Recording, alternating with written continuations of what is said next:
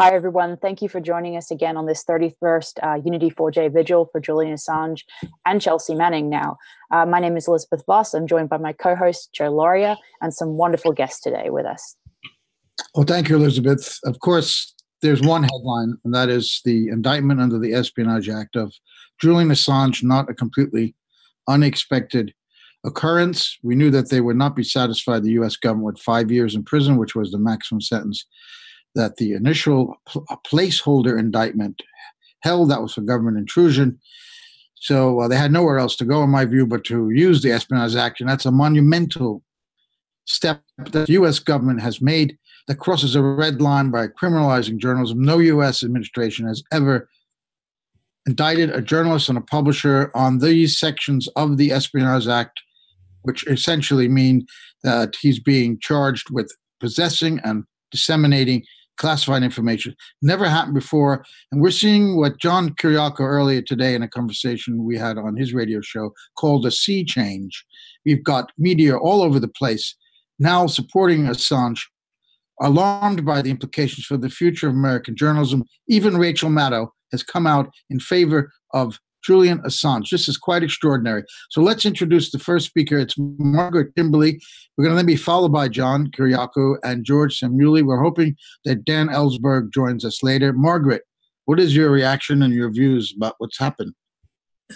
Well, I'm not surprised. I knew they would come up with something far more serious than the initial charge, but still, it's like a gut punch anyway. He is basically being threatened with life imprisonment.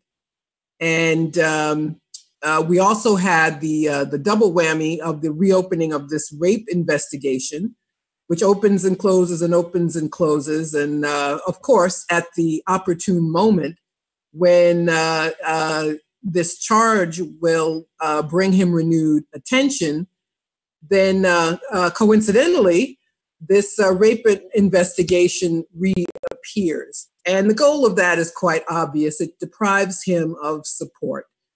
He's already been vilified. The corporate media, some of whom now want to defend him, were not much help to him in the past year when the Ecuadorians cut off his communication and when the slanders and vilification began. Most of them didn't say anything. They're speaking up now, but I suppose I shouldn't look the gift horse in the mouth, but their behavior has really been very disgraceful. The New York Times, they finally get around to, if you've seen their editorial, they finally defend him and say, this is a great blow against journalism, but they feel compelled to start off their editorial by talking about how horrible he is. And then they feel it's safe to say what a newspaper ought to say. And especially since it's especially disgraceful because the Obama administration, they always refer to this New York Times problem. That is to say that the Times and other outlets used information that WikiLeaks had. And they didn't know how to justify prosecuting Assange without creating a problem for other media, as some of whom were their sources.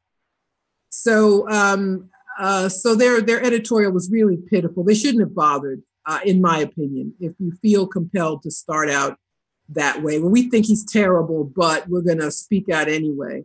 The New York Post, in contrast, just defended him, period. They just did it. I don't know if you had a chance to see it.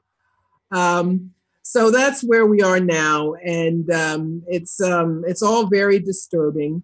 The Amnesty International, I'm not surprised, but I'm disgusted nonetheless that they said he's not a prisoner of conscience. So, but they were sketchy anyway. Amnesty International, they always defended imperialism, in my opinion. So I think now we will see who are his real defenders, who really believe in the right of the public to know, who really believe in the First Amendment in the United States, which Americans go on and on and on about how wonderful it is and how great our country is. We're going to see who's really serious now. And I am judging people. This is a litmus test. How do people respond to this attack, not just on WikiLeaks, not just on Julian, not just on Chelsea Manning, but this attack on journalism? And we could see it's already begun. In France, the government is investigating journalists who have revealed government secrets about Yemen and corruption involving some official. So we can see that Julian's treatment is going to be repeated around the world.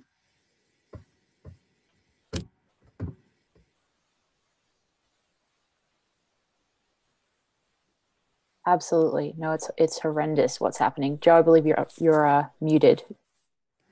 I'm trying to unmute you right now. Muted, and all I said was thank you, Margaret, and then John. So John, please give us your views. Yeah, I agree, and I'll tell you, Joe, I struggled all day today trying to figure out the best way to spin this, the best way I could convince myself that there was good news somewhere in this thing. And having spoken it over with you on my own show earlier today for an hour, there actually may be good news in this. I think that there's a real possibility, for example, that the Justice Department has overstepped. With Julian looking at 175 years, for all practical purposes, that's a death sentence. And I think that the European Court of Human Rights, through precedent, has already said that it will not send accused to the United States to face charges where they face a death sentence.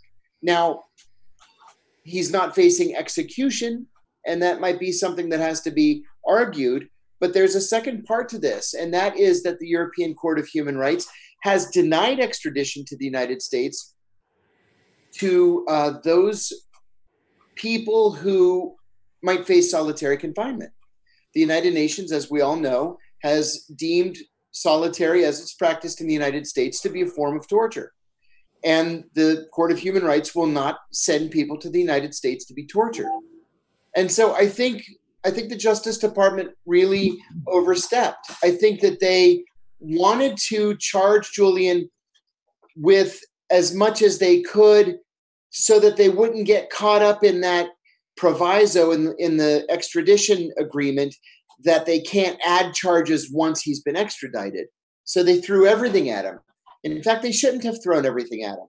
They probably should have backed off a little, because I think that they've given Julian some real weapons to use in his own defense here. There you go. Welcome. Give us your quick take, and then we're going to open this up for an in-depth discussion. Well, I do think that the Justice Department's hand may have been forced. I'm just speculating here, but it's clear that the initial indictment that they came up with, which was very cute and trying to avoid the whole First Amendment issues, really wasn't going to fly. I mean, they must have, the judges must have made clear to the British government that this garbage. Oh, you can't hear me? Or you can? No, it's fine. It was just a second. Oh, okay.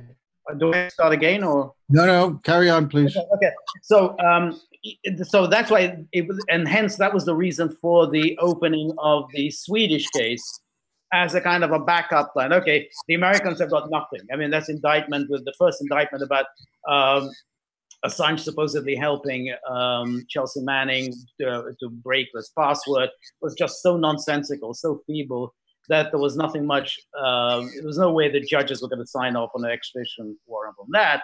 So they opened up the Swedish case, but even the Swedish case may not be going so well, because this time the Swedish prosecutor has to go through a legal process, which she didn't have to do in the past. Then she could just simply issue an extradition warrant off her own bat. She can't do it now. She actually has to go and persuade the Swedish court to issue an arrest warrant, which may also be dicey. So it may be that the US government's hand was forced, and they had to essentially come up with this And again, it may be that the government said, you can't pull a little stunt on us by issuing the extra charges once he is actually in your hands in Washington. Because, we had talked about this in the past. Well, can the Americans actually, once they've got him in custody, can they actually issue additional charges that weren't mentioned in the extradition warrant?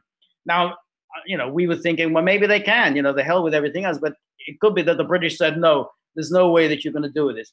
You tell us now up front, what are the charges that he's going to face? So maybe that the US was just simply that its hand was forced. And, I'm generally pessimistic about things. But, I think John may be right that it's hard to see how British courts are going to sign off on this. This is so flagrantly political, so flagrantly punitive against a journalist, a media person, that it's going to be hard for them to sign off on this and just simply pack him off to the US to face 170 years for doing journalism. So, there may be, a kind of a bright side to it. I mean, I wouldn't hold too much hope, but at least there is that to be considered. Well, thank you, George. There are two aspects to what we've just heard. One is what you just ended with, that there could be good news to this, or a bright side, and that it would make it harder to extradite Assange from Britain or from Sweden because of the clear implications here about freedom of the press. And we see this reaction in the media in the US, the New York Post, for example, Mado, Guardian, all these enemies of Assange and the corporate media suddenly are backing him because they see their own self-interest here. And the other aspect are the details of the indictment itself. George, you said they had nothing in the first indictment on the computer intrusion. I still think they have nothing. So we can go into details about the indictment itself. But let's open this up now to, if we can, the discussion of the reaction to this. Because as John said, when I was on a show earlier, we just sort of were feeling our way through this, and it became evident by the end of our conversation, over an hour, that this might actually be a good thing, that they overstepped, that they're getting a kind of support Assange never saw before, and that the public opinion and the media could have an effect even on the British government, whatever government we're going to have maybe in the next year. That's another aspect we have to talk about here. If there is a general election and there's an election of the Labour government, Jeremy Corbyn has been on record saying that Britain should not extradite Assange. He hasn't said much else, but he has said that. So let's open this up for that aspect of it, and then I'd like to talk, if we can, later about the details of the indictment. And Elizabeth, please jump in and unmute yourself when you can as well. Yeah, hi. And we've also just been joined by Lee Stranahan, who is currently muted, but welcome, Lee. And I completely agree with what you said, Joe, what John had to say, and George. I think that in some sense it is, beneficial that this has gone so extreme that, and Caitlin Johnstone wrote a really brilliant piece on this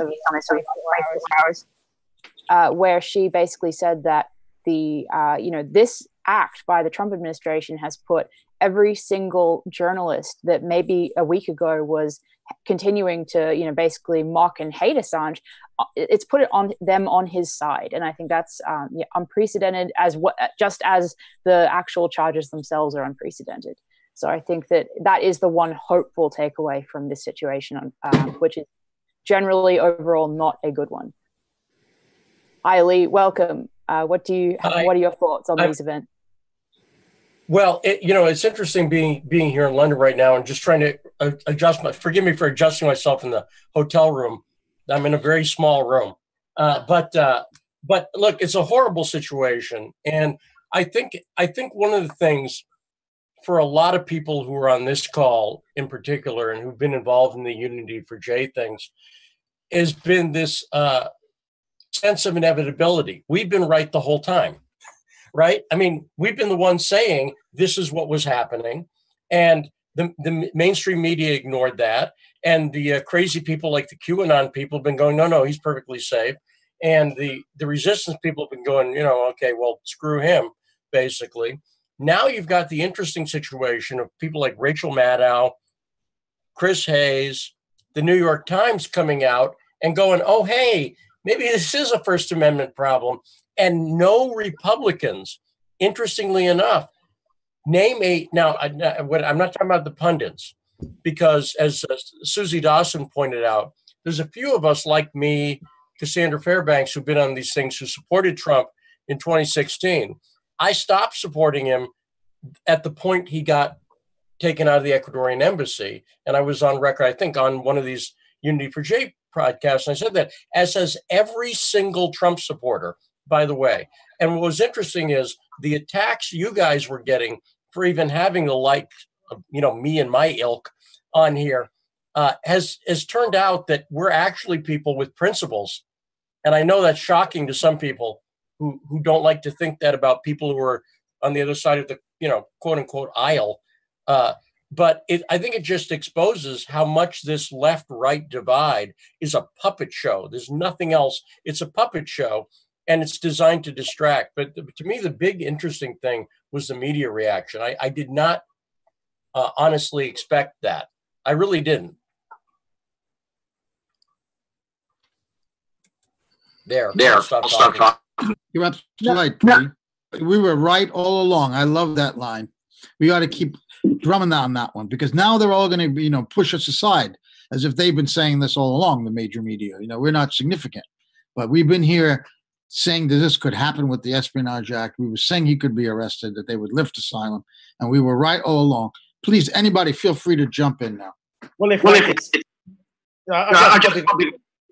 Julian Assange has been right all along. Remember, he said right from the start, from 2010 on, the Americans are going to indict me. The Americans are going to basically send me away for life. In fact, if not even seek the death sentence. And he was mocked repeatedly throughout the media. No evidence for any of this. No evidence for your claims. This is all his paranoia. And therefore, the Americans have, there's no indictment. He's free to leave the Ecuadorian embassy anytime he wants. And it's just because he's basically a bomb and a freeloader and a self-dramatist that he doesn't leave the Ecuadorian embassy. And this was said repeatedly, particularly, The Guardian, which benefited so much from him. And he's the one who's been proven right. I mean, spectacularly so. I mean, it's just astonishing. He was absolutely right. Yeah, the Americans had been planning this for years and years. They've been working on this indictment. And incidentally, I'm not even sure that there won't be a superseding indictment raising other issues between now and June, whatever it is, when the extradition hearing is set to take place. Absolutely. Couldn't agree more. Margaret, what's your response on this? I'm getting a little bit of feedback, by the way. Thank you. Okay. I'm looking for anything hopeful. So I'm glad to hear these viewpoints from others. All along, as Julian has been dragged through the mud, he's not had many defenders, but it's good that people now have to pick a side. I suppose that's the way to put it. It's no longer a hypothetical. It's no longer what if the government might do this or might do that or charge him with this or charge him with that. Now they've shown their hand, and people have to state. The pundits have to state. The newspapers have to state what their opinion is. What side are they on here? Are they on the side of the First Amendment that Americans brag about so much, or aren't they? So far, politicians, as far as I know, Senator Ron Wyden, a Democrat, is the only one who has criticized the charge. The rest of them have been silent. Hopefully that will change. We'll have to drag some of them kicking and screaming, I think, into this. But I think that is the positive thing about it. There's no more guessing, no more what if this, if that. He has been charged with the Espionage Act for being a journalist, for doing the work of journalism. And Chelsea Manning is in jail and being fined every day that she is in jail. for refusing to testify and assisting the government here. So now it's put up or shut up time. And all these people who are interested parties have to tell us where they stand. To say we're all Julian is no slogan. It's no tagline. We are. This is, I think they're showing us how they're going to treat people who dissent. And Americans don't think of themselves as being dissenters because most people still think we have a great democracy. But those of us in the alternative media, those of us who protest the policies of the state are now in serious trouble. And all of us should see ourselves in Julian Assange. And we should all assume that at some point the state will find a way to come after all of us.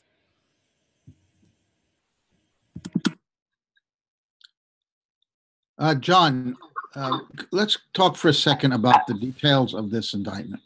To me, it's basically an criminalization of fundamental journalistic practices, such as encouraging your source to give you more information and trying to protect the identity of that source if he or she can get into trouble for giving you that information. I point to an article that Robert Perry, the late founder of Consorted News, wrote in December of 2010, 1 month after we learned that the Obama Department of Justice was beginning this investigation of Assange, which has now resulted 9 years later in this indictment. And Bob wrote that he, as one of the best investigative journalists of his era, having unveiled the Iran-Contra scandal, most of the details of that, Bob wrote that he always encouraged his sources to give more, and that he often even told them to break the law if necessary to reveal, to expose a greater crime. And this, of course, is what Assange did. He revealed the crimes of America in Iraq, for example, as a war crime. So and the other thing that Bob said he did was to do everything he could to protect the identity of that source. If you're going to ask them to break the law, it's pretty incumbent on you as a reporter to make sure nobody finds out that you were the source.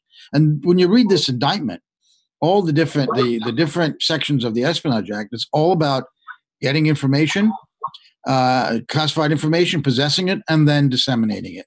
And that is indeed on the books in the Espionage Act. It's a terrible law, the Espionage Act. I'm hoping that this might also lead to a court challenge, and that this could be struck. You know, the Congress can strike that out of the law, because in 1961 they amended the act to make it global. Before 1961, Assange could not have been indicted on this because he's not an American citizen. He's not on U.S. territory doing this.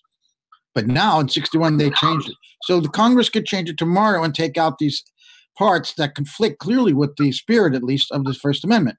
And hopefully this will lead to that kind of a challenge. I'm not too optimistic about the court the way it is composed right now.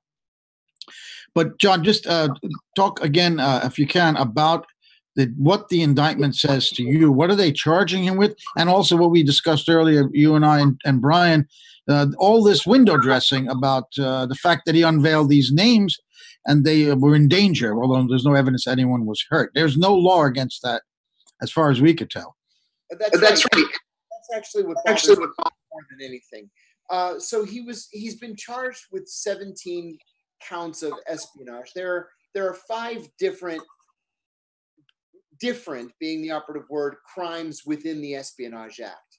And he's been charged with an array of these 5 different crimes, 17 counts in total coming from the Espionage Act, in addition to the computer conspiracy charge. The espionage charges with which, or that have been levied against him, are not the most serious charges. These are the ones that call for 10 years incarceration per charge. Others call for 20 years. Still others call for life in prison.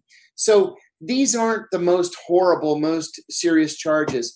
And when there are multiple charges like that, they're meant to run concurrently in the event of conviction. Okay, so that aside, you and I talked earlier today about window dressing, and this is something that bothers me very, very much.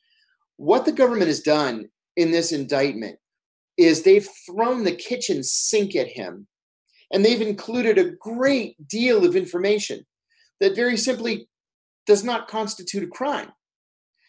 For example, in the indictment, the Justice Department goes on for many pages talking about the notion that, or the fact that, Julian exposed the identities of what they call sources in the indictment, thus putting them in danger. Now, the reason I'm so upset about that is that there are several things wrong with the accusation. First of all, they weren't sources, not in the legal sense of the word.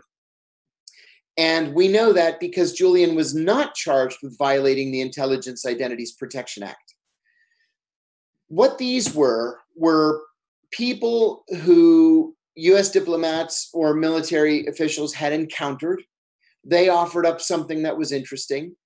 The recipient of the information put it in official channels and sent it back, and Chelsea Manning eventually sent it to WikiLeaks.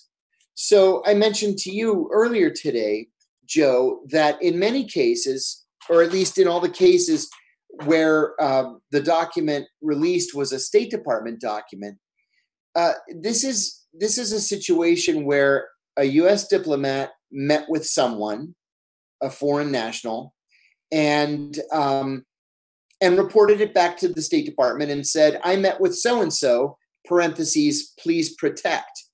Meaning, don't go on the news and say, well, John Smith over in Germany told us X. That's meant to prevent embarrassment. It's meant to prevent this person from being punished at work for speaking out of school. Now, in some cases, this took place in Afghanistan or Iraq, and the person's identity was revealed.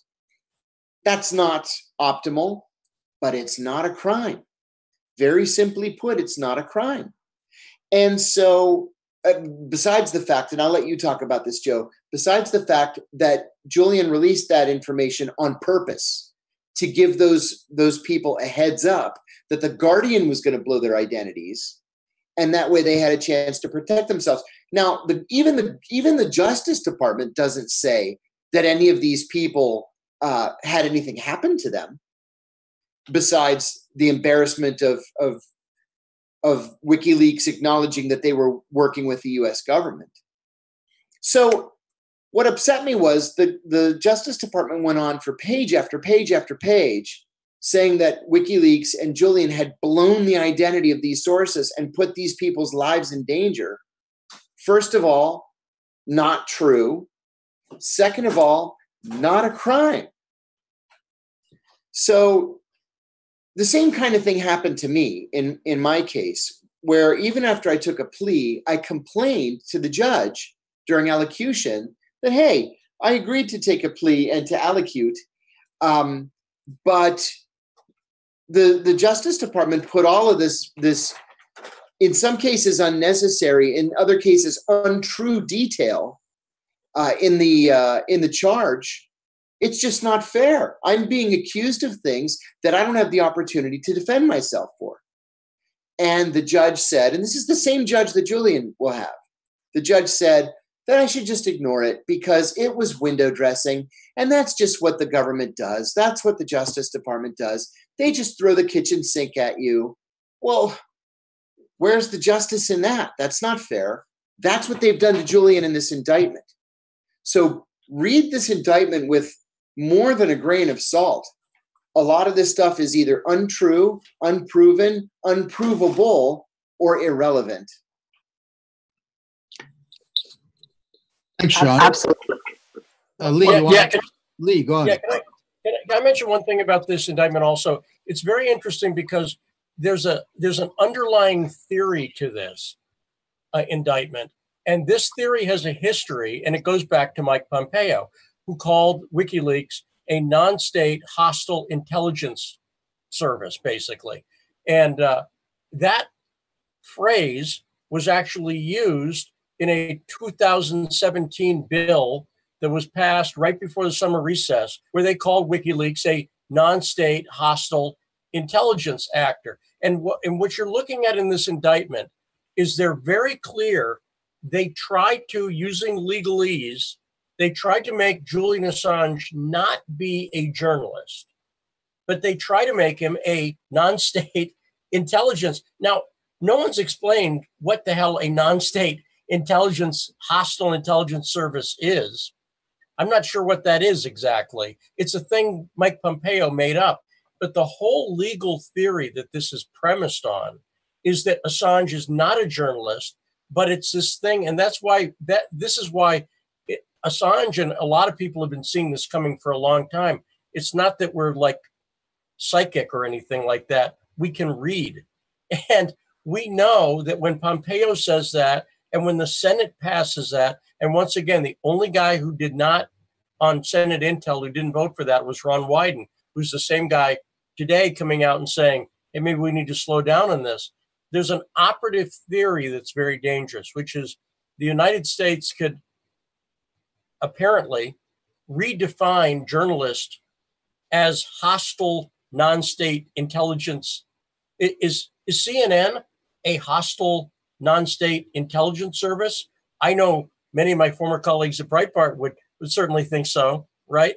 But that's not a governing principle. That's not at all a governing principle. That's a way to sneak around governing principles. So I just want to mention that because the indictment is actually a summation of what we can call the Pompeo principle here, which is defining WikiLeaks. And this is why Mike Pompeo, I have always been against Pompeo. He is one of the most dangerous guys in the administration, period. And by the way, he's also dangerous to Trump because he's a guy, if Brennan had it out for Trump, you'd think when Mike Pompeo was in charge of the agency, he could have brought some of that to light. So I'm not trying to get too much sympathy for Trump here because I'm not in that mood. But I got to point out that Mike Pompeo, I don't believe is any friend of Donald Trump's at all either. Well, we remember him laughing about the CIA, lying, cheating, and stealing. That was just a few weeks ago that video was really popularized on social media, but it's definitely not somebody who you want to borrow ideas from in deciding who's a journalist and who's an enemy of the state, essentially. I see Pompeo's fingerprints all over this indictment. He was the CIA director. I bet when they were writing this thing, I don't doubt that Gina Haspel's happy with this indictment as well. But he's the very first paragraph or two of the indictment, quote Assange saying that we are a people's intelligence agency. Now, I mean, he didn't really mean they were an intelligence agency. That was clearly a turn of phrase he was making to say we're on the side of the people against the state right now. And we're going to get the intelligence, which is what a journalist does, by the way. We are seeking information. The difference between a journalist and an intelligence agent is with the information we receive, we make public. We want to tell people. Intelligence people keep it secret, only for the use of the state. So what he was saying was, yeah, we're acting like a journalist, i.e. an intelligence agent, but we're doing it for the people. We're going to make it public for them. And I think I really see Pompeo's hands on this. And I agree with Lee that he's a dangerous, very dangerous guy. Somebody else, please jump in. What was interesting about that is that in that indictment, it states that Julian Assange had made it clear that he's seeking information about CIA interrogation methods. So in other words, he's actually saying, yeah, what I want to do, I want to find out about torture. Well, why is he doing that? Well, how about because he thinks people should know about the torture that is being perpetrated by representatives of the government. And I agree with what John says, is that I don't see anything wrong with revealing these pieces of information. It's not as though the names that we're talking about are these were Russian double agents working for Putin, but secretly working for us. That's not what he was doing. He was saying exactly what John said. These were just sources of information that the U.S. government made use of. So I see nothing whatsoever wrong with the publication of these names. And moreover, we've been through all this during the Manning trial. And in the Manning trial, the U.S. government had its best shot at demonstrating that some of his disclosures had endangered the lives of people who were working for the Americans, the people who had risked their lives to help the Americans. They failed to do it. They failed to show that any of Manning's disclosures threatened anybody's life. So for them to trot this out now and to bring up nonsense about bin Laden, I mean, it really is pathetic. You know, John Demers, who is the head of the National Security Division of the Department of Justice, who announced this indictment in his press conference, pointed out that Assange is not a journalist because he revealed these names. Journalists wouldn't do that. This is complete nonsense. First of all, it's people we want to define journalism is the government. You know, we are supposed to have adversarial relationship with them. They're not to define who and who is not a journalist or what journalism is. And so that's very, very troubling, just that the government is trying to say who a journalist is and who is not a journalist. And basically, someone who reveals the crimes and the corruption that they're committing is not a journalist in their view, because they're doing their job and they're the enemy. Well, I also think the non-journalists are revealing themselves. We are seeing who really cares about the profession, who's just a well-paid newsreader, and who is really going to defend the people's right to know. I also think, I hope that this is an opportunity for people in this country and around the world to see how the American criminal justice system really works. This is the country with more people in prison than any other country, with the greater percentage of its citizens behind bars. And one of the ways they do this is by throwing the book at people, overcharging people, basically making up stuff, breaking the law. And people are whose names we rarely hear because it's usually just a criminal case, but people who are forced to plead guilty when they're innocent because they dare not, and wisely, take the chance of trying to defend themselves in court and facing a stiff prison sentence should they lose. And I hope this is an opportunity to talk not just about Julian and Chelsea Manning, but to see how this case symbolizes the way the court system really works in this country, and how cruel it is and how vindictive it is. And perhaps this can lead to discussion about how to change it, or even just for now to name it and talk about the great injustices that many ordinary people experience in this country. You mentioned Chelsea Manning. Why is she still in jail now? The indictment has come out, the superseding indictment that they needed her testimony for. The only possible reason that they still want to talk to her, if the grand jury is still impaneled after this indictment, is to try to find out what she's going to say if there ever is a trial, or to use her testimony against Assange later on, which they cannot do in a grand jury proceeding. That's not the purpose of a grand jury. John, you are very familiar with the justice system, maybe way too familiar for your own liking. Could you weigh in on what Margaret just said? And unmute yourself, of course. Unmute. Yeah. Sorry. Yeah, I think they're going to be problems. Chelsea, where do I even start? Chelsea, I think, did a very heroic thing first off the bat by refusing to testify before the grand jury. Certainly a lot tougher than 99% of the people that I know.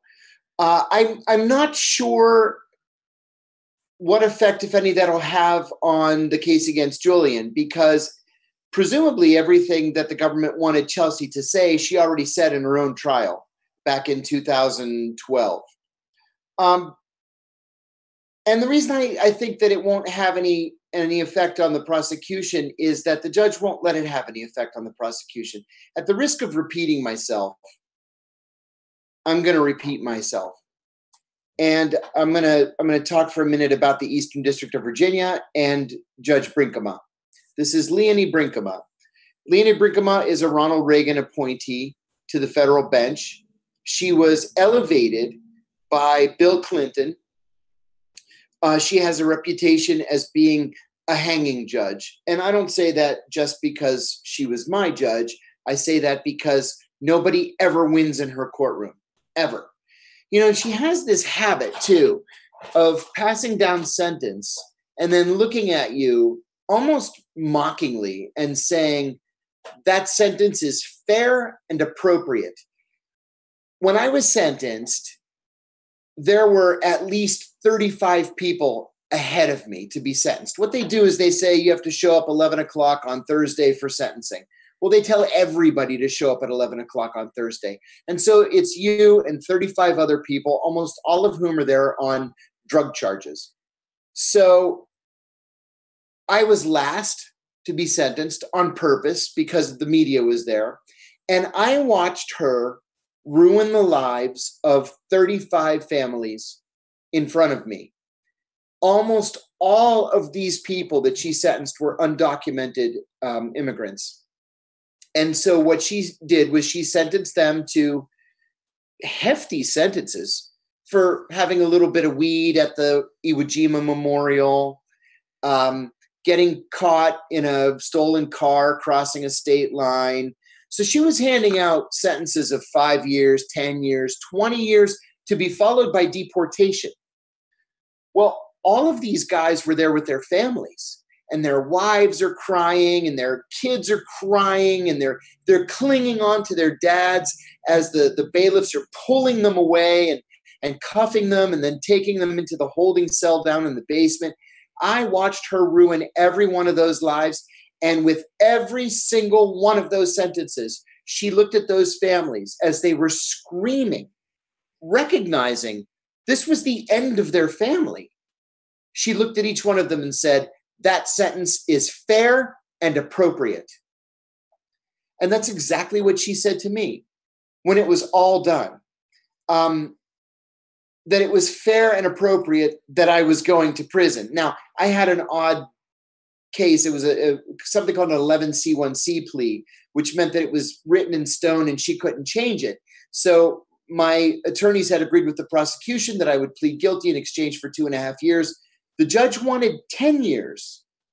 And so she said that if she could have, she would have given me 10 years, that this was the first time she had had a plea like this in all of her years as a judge. She was appointed in 1986.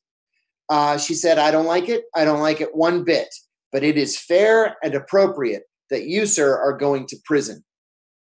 Well, I can just see her hand down a sentence of 99 years to Julian, and then with that little smirk on her face, tell him that it's fair and appropriate. That's the way she does. Joe, we were talking. You and I were talking earlier today on my show, and before the show started, about different scenarios. And I think that there are so many different possible scenarios that it's impossible for us to sit here and be confident in how we think this is going to play out. I think that Julian really has more going for him right now than we realize. First of all, I'm confident in his legal representation. I'm also confident with the notion that once he gets to the United States, if he gets to the United States, there's going to be a parade of some of the best attorneys in Washington lining up to defend him, probably pro bono. And I'll tell you right now, I am thrilled to introduce him to my own lawyers, most of whom were pro bono and who the Washington Post called legal titans in criminal defense. So I feel like Julian's going to be in good hands. As tough as the courtroom would be if he gets here and appears before Leonie Brinkema, I think he's going to be okay. John, let me ask you about Chelsea. Yeah. First of all, the indictment is a lot about her as well. Yes. Yes, a lot. It portrays her as someone who's merely a source at Assange's behest, that she wouldn't have done this without Assange encouraging her to break the law by revealing this information. Now, she issued a statement, and she said this after the indictment: I continue to accept full and sole responsibility for those disclosures in 2010. It's telling that the government appears to have already obtained this indictment before my contempt hearing last week. This administration describes the press as the opposition party and an enemy of the people. Today, they use the law as a sword and have shown their willingness to bring the full power of the state against the very institution intended to shield us from such excesses. Now, the indictment also says that she had legal access to the computers in connection with her duties as an intelligence analyst. And then it goes on to say that they admit that they didn't succeed in getting this password, but it says had Manning retrieved the full hash password and had Assange and Manning successfully cracked it, Manning may have been able to log onto computers under a username that did not belong to her. Such a measure would have made it more difficult for investigators to identify Manning as the source of the disclosures of classified information. Here, the government is exactly admitting that Assange was only practicing journalism by trying to protect her identity. This was all about her identity. They're admitting that in this indictment. Now, what I want to ask you, John, is what happens to her now? The indictments come out. Why is she still in jail? I think frankly, that she's still in jail just because this is how they plan to screw her. Because she refuses to testify, she can sit there on a contempt of court charge until the end of this grand jury. It seems like the grand jury's over unless there really is another superseding indictment on the way. In which case she'll have to sit there until the grand jury is actually done. But I don't think that's the case. I think they're dragging their feet in letting her go. I want to make a point too, Joe. You are exactly correct that they have essentially admitted that Julian is a journalist and a publisher. They've also offered literally zero evidence to indicate that it was Julian that tasked Chelsea Manning with stealing this information and bringing it out. That never happened. Nobody's ever accused Julian of tasking Chelsea Manning. We know the whole Chelsea story. Chelsea downloaded the information, sent it to a middleman who ratted her out, but not before she had sent it on to Julian. And sure, there was conversation back and forth. As you said, it was Julian doing what any other journalist in America would do, tasking Chelsea with clarifying information or additional information. But there's literally no evidence whatsoever to indicate that Julian had asked Chelsea. Well, they tried to say that they tried to point out that Assange had, and WikiLeaks had published a wish list of things they'd like sources to come forward and give them. And there's about 99 things on that list. And Chelsea provided 4 of them. I can't remember now who it is, but a lawyer, someone said that I think he may have been her lawyer during her trial, her court-martial, said that she's a pretty lousy employee of WikiLeaks if she only came up with 4 out of the 99 things they were seeking. Yeah, 4%. Almost 4%, yes. Yeah, agreed. And that's why the more I play over this in my own head, the more I realize that this case isn't all that it's cracked up to be. You know, it's so easy for us, even those of us who know from experience that the government throws everything into these indictments. When you read the indictment, you know, your initial reaction is to say, oh my God, look at all this information, until you really start thinking about it. And then you realize, no, this really is what Judge Brigham called window dressing. There's nothing here. There are a lot of accusations, but there's a big difference between accusing somebody of something and proving it. Yeah, Robert Mueller should understand that.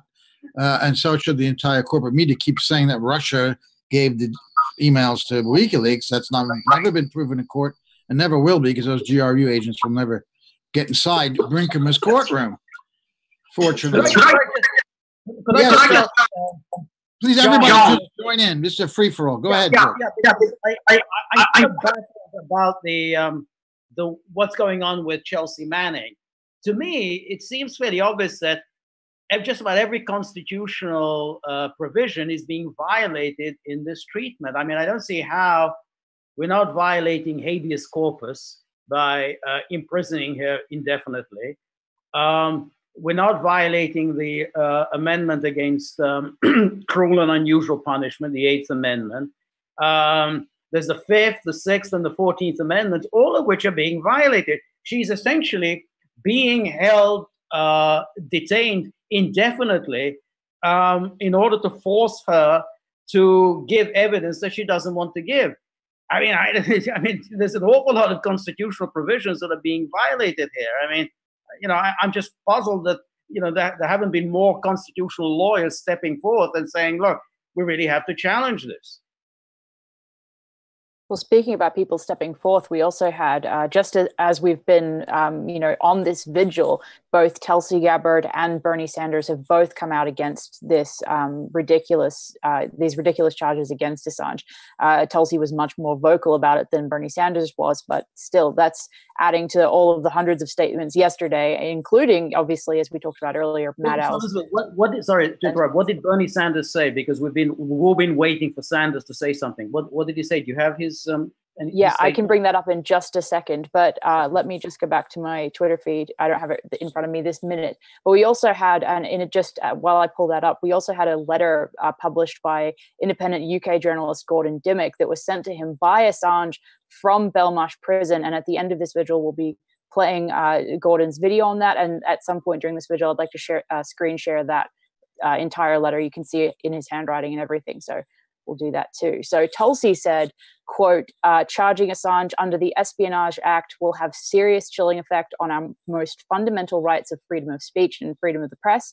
Every American, certainly every journalist, must strongly condemn this anti-democratic act by the Trump administration. I don't know if any of you have responses specifically to that, but I will be bringing up the Bernie Sanders tweet in just a second. So.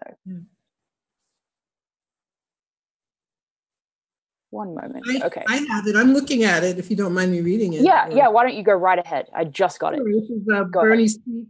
He says, quote, "Let me be clear. It is a disturbing attack on the First Amendment for the Trump administration to decide who is or is not a reporter for the purposes of a criminal prosecution.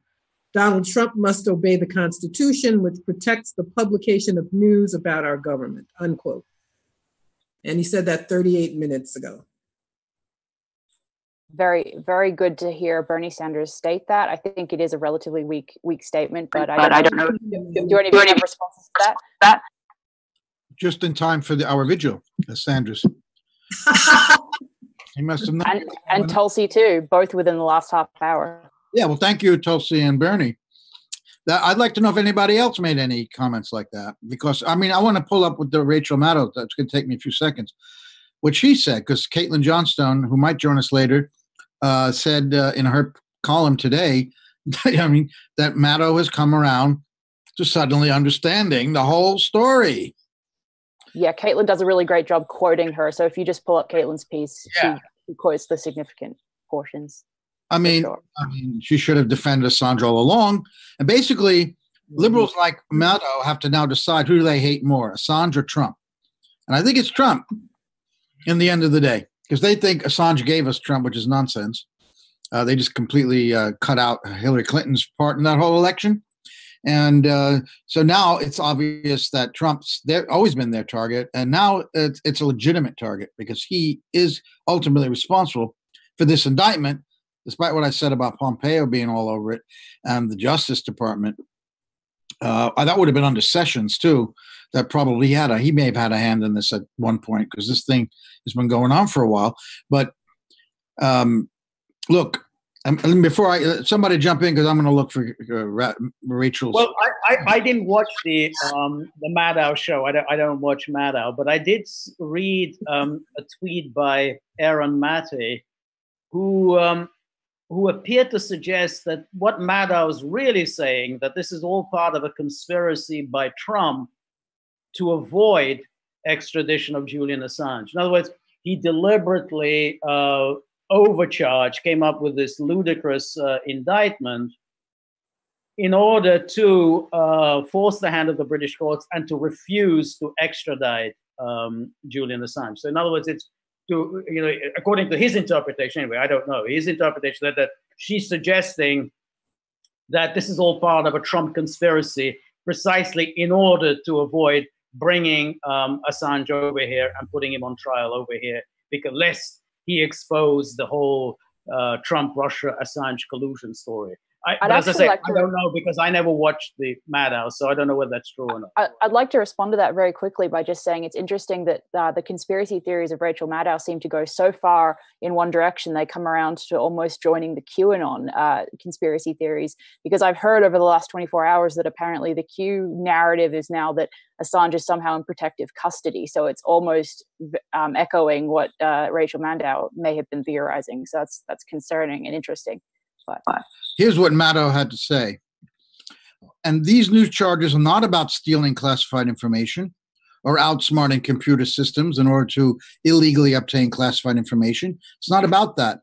These new charges are trying to prosecute Assange for publishing that stolen secret material, excuse me, which was obtained by somebody else. That is a whole different kettle of fish than what he was initially charged with. By charging Assange for publishing that stuff that was taken by Manning, by issuing these charges today, the Justice Department has just done something you might have otherwise thought was impossible. The Justice Department today, the Trump administration today, just put every journalistic institution in this country on Julian Assange's side of the ledger, on his side of the fight, which I know is unimaginable, but that is because the government is now trying to assert this brand new right to criminally prosecute people for publishing secret stuff, and newspapers and magazines and investigative journals and all sorts of different entities publish secret stuff all the time. That is the bread and butter of what we do. I would contest only that we bit. I don't know what she's done in that regard as a journalist, but we should invite her on the next Vigil. What do you think? I think she's now got it. She's saying the stuff we've been saying all along. This is her new thing, and to have her on this side, despite what we all may feel about her, is very important. She's listened to. The press is very influential in all of this, as it will be in Britain. The pressure they can bring to bear on the Home Secretary to decide whether or not he should be extradited, if in fact the court even deems him extraditable, maybe a year from now, is the pressure of the press. I remember Dan Ellsberg telling me 10 years ago that when he brought the Pentagon Papers to the Congress for someone to read, nobody wanted to do it. He thought that if the congressmen read it, then the press would report it. It was then he discovered that he had to have it in the press first, and then Congress will react. That Congress sits around waiting to read what's in the papers to decide what's important and what they should do. So this, in the same way, courts also listen to what public opinion says. In the Tom Drake case, Tom, of course, was accused of leaking classified information to the Baltimore Sun. He did not do that. Finally, he was able to get a lot of good pieces by meeting secretly with a lot of the national security reporters in Washington, including Jim Risen and Ellen Nakashima of the Washington Post, was able to get pretty fair articles about what he had done. And he believes that had a big role in the fact that the government lost the case, essentially. He forced them to go to trial, not take a plea, and they had to just reduce it to some misdemeanor when they had accused him under the Espionage Act. Drake won that case partly because of the government's, the press's role in putting pressure. Drake thinks that's the main reason. There were other reasons, but this could also play out for Assange if the media, and now someone of the stature in terms of the reach that she has, of Rachel Maddow taking up Assange's cause, something none of us would ever, I can't believe I'm saying those words. Rachel Maddow has taken up Julian Assange's cause because she thinks we do that every day. Well, okay, we'll let her get away with that because this is really crucial. And I think also in the UK, we should talk a little bit, and George could probably weigh in on this. I think he knows British politics pretty well. Theresa May resigned yesterday. She's leaving on June 7th. There's going to be a new party conservative leader. That person will become immediately the prime minister. That's probably going to be unbelievably Boris Johnson. He's a complete fool. And they usually, when there's a change of leader like that, there's a lot of pressure to put to bear on the party that lost its leader to have a general election. Jeremy Corbyn called for one yesterday. The polls show Labour is in the lead. I think he could beat Johnson. If he wins, he will have a new Home Secretary who probably will not extradite Julian Assange. So we've got all these things happening right now. It's amazing. Just on that point. There's no obligation on the part of the government to have a general election, and the Tories will almost certainly not call for a general election for another couple of years, because for the obvious reason they're likely to lose it, and so much as we would like to see Jeremy Corbyn in power, I don't think that's a realistic option for the time being, because he's not. The Tories just don't move out. They don't want to. So they're going to delay the election. That's correct. We shall see. Probably wouldn't come until October 31, which is the hard deadline on Brexit, whether they have to leave or not, even without a deal. And I want to see Boris Johnson do any better than Theresa May did.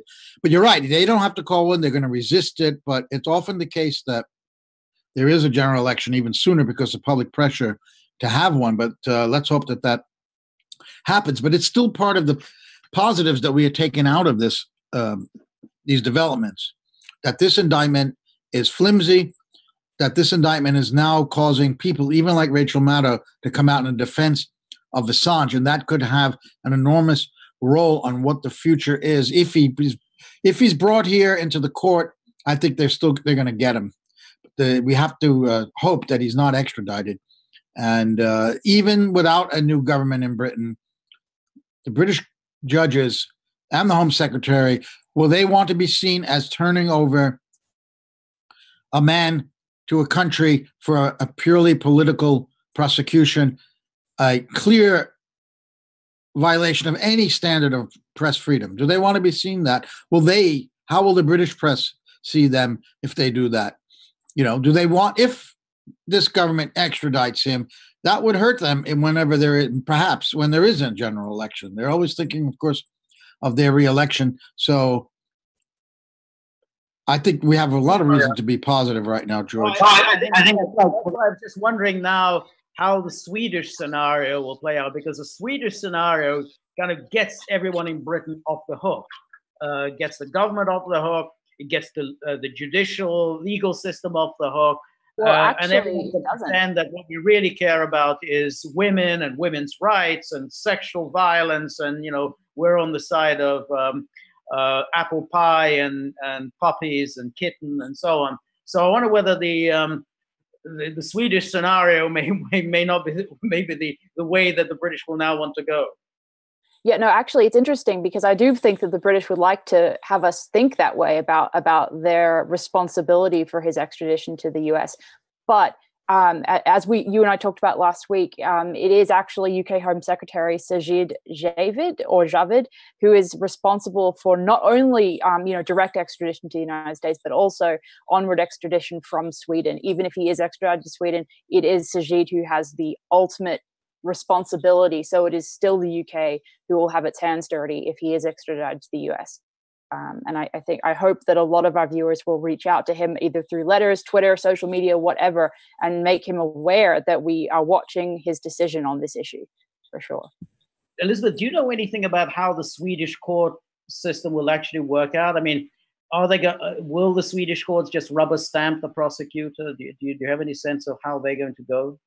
Well, I'm not a lawyer and I'm definitely not familiar with the Swedish legal system, but I think that from the history of Sweden basically extraditing, I believe, every request the US has ever made of them for an extradition, I don't think that we would really have much hope of Sweden refusing to extradite. But then again, as you all have been talking about, these extra charges are so ridiculous and obviously politicized that I think and I hope that it would be much more difficult for them to argue that this is fair or just in any way whatsoever. I think that initial single charge would have been easier for them to extradite Assange under or with.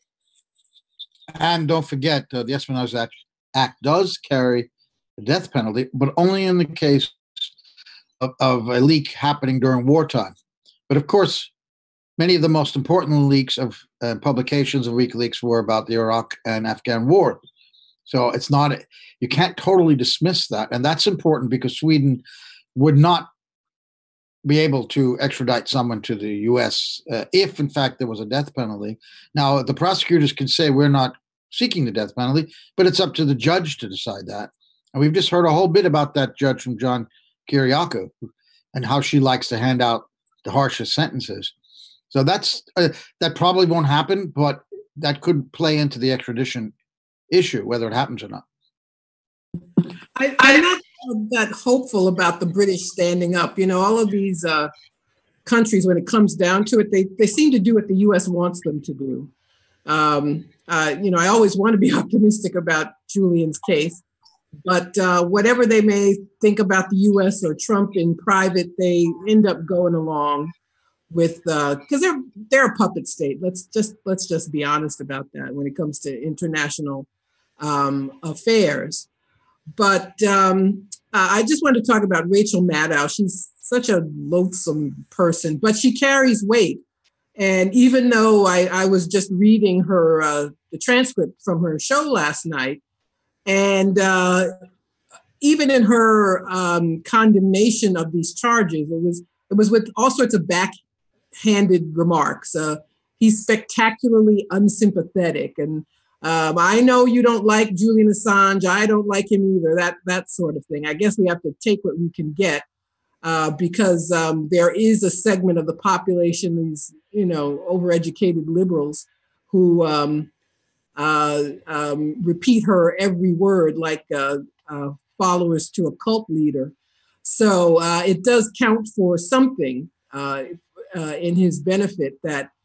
Despite the fact that she feels compelled also to talk about how horrible he was and he helped the Russians and that's why Trump won and all of that stuff, that she does make the right call about the justice or rather the injustice of these charges.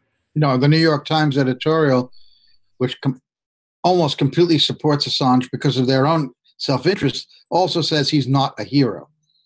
Well, the guy is a hero, let's face it. He's, no matter what we think of him personally, what we know about him, most people don't know anything about him personally. What does Rachel Maddow really know about him? Has she met him? I doubt it. But they have to say he's not a hero, he's awful. If people who are awful, if that was a crime, I mean, there wouldn't be enough room in the jails to put all the people who aren't nice people. That is not a crime, just like not revealing informants' names is not a crime. So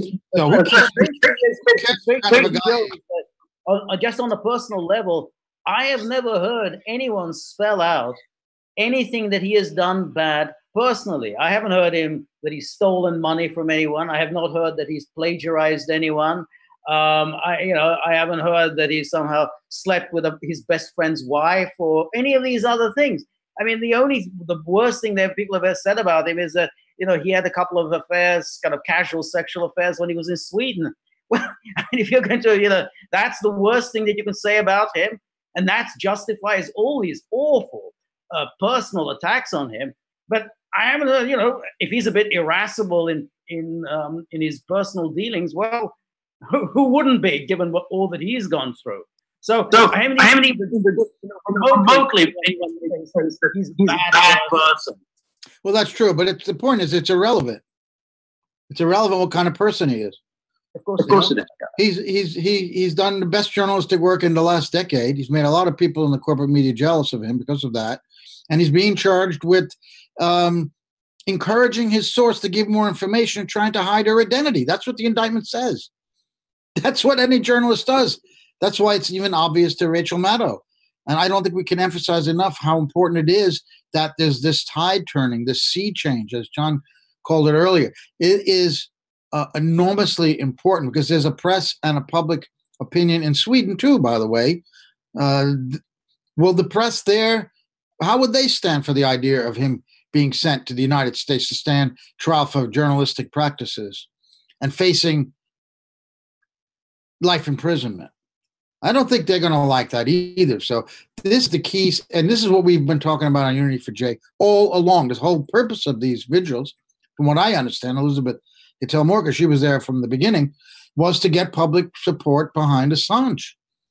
And we knew Who knew the day would come, Elizabeth, that Rachel Maddow would be enlisted amongst those people to support Julian Assange publicly? This is what this indictment has done.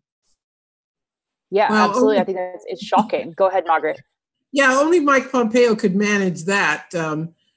This is a person who, I mean, others have talked about how dangerous he is, but he's also not very bright. I mean, it's clear to me that those remarks he made a few weeks ago when he talked about how at the CIA they lied, cheated, and stole, that's something an unstable person would say. I mean, first of all, it's not a surprise to anybody who pays attention to these things. We all know that's what intelligence agencies do.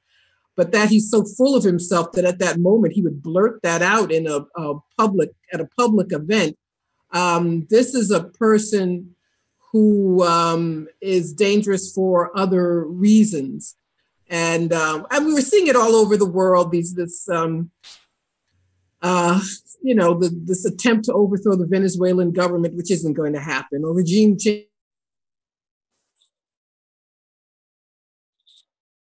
I'm not sure if my internet has just kind of gone off the kilter or if we've lost Margaret. I think we lost Margaret. I can't hear her. Okay. And that we've lost the picture as well. People. There she comes. There we are. Okay. I don't know where you lost me, but then I can't remember the point I was making now. But anyway, yes, I don't have a lot of faith in the British government doing the right thing because they do what the U.S. wants. Sweden, they seem to so far. First investigation is dropped, and then it's reopened, then it's dropped. So I think they are also susceptible to pressure from the U.S. So it seems we're relying on Rachel Maddow to get public support for Julian. But I wanted to touch on something else about people not liking him. And I think it's because of propaganda. We can't miss that point. And I really liked Lisa Johnson, the Australian psychologist, who's been on Vigils in the past, talking about propaganda and how it sways public opinion and how Assange has been vilified so much and has now been connected with Trump, which makes it difficult, if not impossible, for people who should support him to keep them from supporting him. So all this has taken its toll. And when people feel compelled to say, well, I don't really like him, but I'm going to stand up for the First Amendment, we can't forget that is why. There has been this huge, I'll just call it a psyop, ever since Election Day in November of 2016 against him or anyone else who can be used to attack anyone who can be blamed and cover up for Hillary Clinton and what she and others did to bring about her own defeat.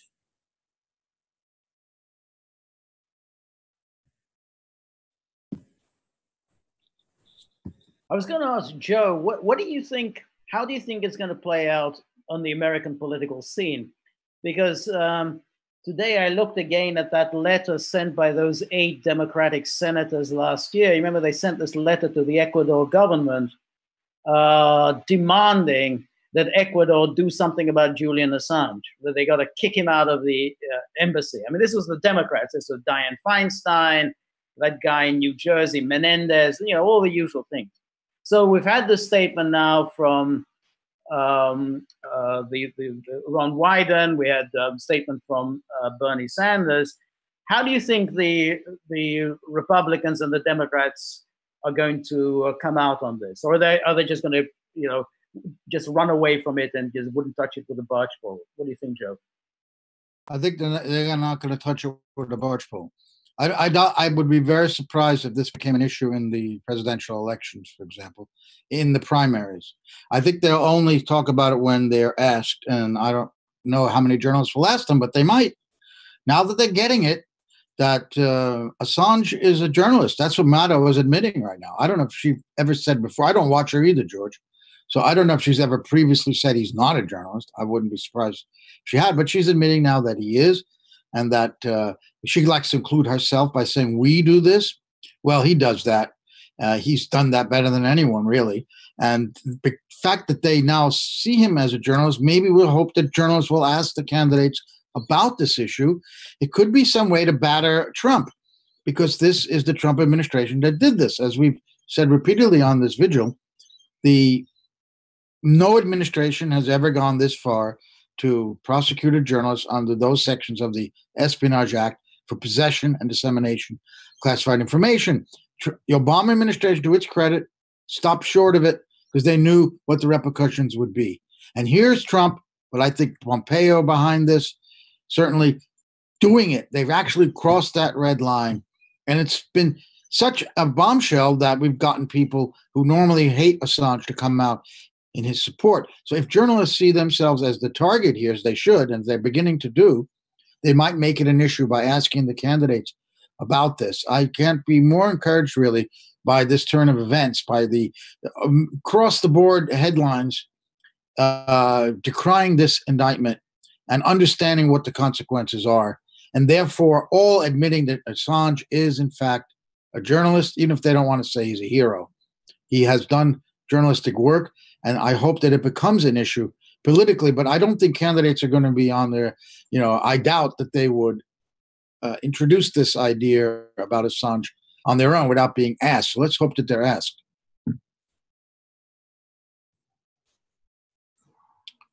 I was wondering whether any of the conservative talking heads on Fox News are going to touch it. I know it's Tucker Carlson didn't touch it yesterday. Maybe he'll touch it today. I don't know. Sean Hannity, he doesn't say anything that's unflattering to Trump. Ingram also never anything that might be unflattering to Trump. So I kind of wonder how that's going to play out. I suspect they just keep their mouth shut. Well, now we know your viewing habits, George. You say you never watch Maddow, you never watch it, but now you're quoting from Fox, so you watch Fox. Chris Hedges has joined us. We're really pleased, Chris, to be with us. Thank you for joining us. We, of course, been talking only about the indictment of Julian Assange under the Espionage Act, so please weigh in, Chris. Well, this is. We've had some feedback today. Don't worry about it. Okay, Joe, we all. Yeah, we're ready. Yeah, I mean, this is what everybody, Joe, you, and Glenn Greenwald, Matt Taibbi, all sorts of people have been saying now for a very long time that the end goal of this is to make it impossible to publish classified information, even even build contacts with people inside the system who would give you classified information that would expose malfeasance, war crimes, fraud, and the lies of empire. I'm just curious at this point what the New York Times ran an editorial, but the media totally dropped the ball on this one, and very naively bought into first the character assassination, secondly the characterization of Julian and WikiLeaks as something other than a publisher or a reputable entity in the world of journalism, and essentially defended their passivity and I would argue complicity by saying, well, look, he's only been charged with attempting to hack into or attempting to assist Chelsea Manning in terms of hacking into a government computer. But I think all of us who followed this closely understood the dire and very dangerous ramifications, which have now, in essence, been made public.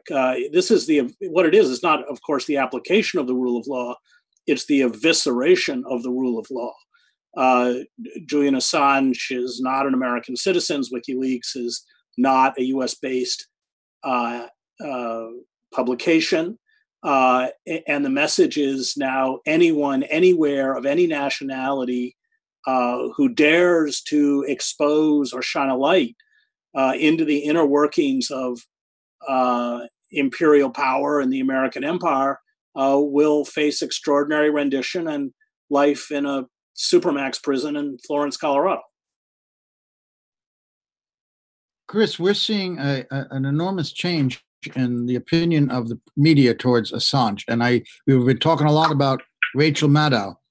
I don't know. I don't watch in on that one. Nor do I. But fortunately, Katie Johnstone has written a piece about what she had to say last night. And just to summarize, because I was reading about it, reading her words before, she's saying that this is an outrage and that Assange is a journalist and this is what we do for a living and we have to get behind him on this. I mean, she has come out in favor of Assange. Now, she decided she hated Trump more than Assange.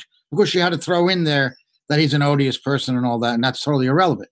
But it's also not true. I mean, this just makes me sick. I mean, Rachel Maddow has never met Julian Assange. How would she know if he's an odious person or not? Yeah, I mean, I don't think at this point, because publications like the New York Times, the Guardian, and others essentially were complicit in the lynching of Julian Assange.